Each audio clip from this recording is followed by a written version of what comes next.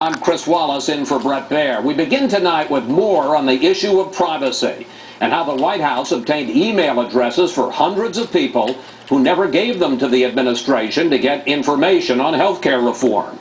Senior White House correspondent Major Garrett tried to get some answers Thursday from the president's chief spokesman. He has the latest now on his continuing investigation.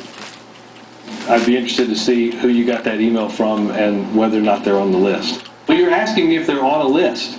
If you can figure out a different way of checking without asking me to double check the name, I'm happy to. Fox has received hundreds of emails from people who say this letter from senior White House advisor David Axelrod landed in their inbox without them having requested any communication whatsoever from the Obama White House.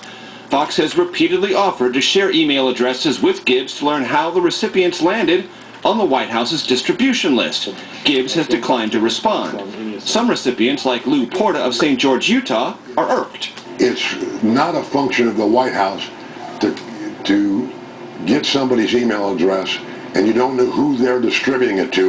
We want our privacy and we don't want to be on a White House list. Porta, who describes himself as a conservative Republican, said he's never accessed the White House website and never asked for any communication from it on any topic.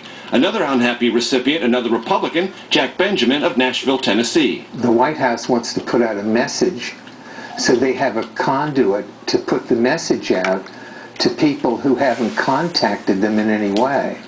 Therefore, they're using AOL the same way that a spammer would be. Benjamin says he received the Axelrod letter as a pop-up via the AOL Internet service. He doesn't like pop-ups of any kind, and not from the White House, on health care. I'm not particularly interested in hearing from David Axelrod. The White House has asked Americans to flag for its so-called erroneous, fishy, or contrarian comments they've heard in the health care debate. The American Civil Liberties Union says it's not concerned about people receiving unsolicited White House emails, but is unsettled by any White House collecting information on dissent. If the White House is creating a list for whatever purpose of people who disagree with the president, that presents real problems.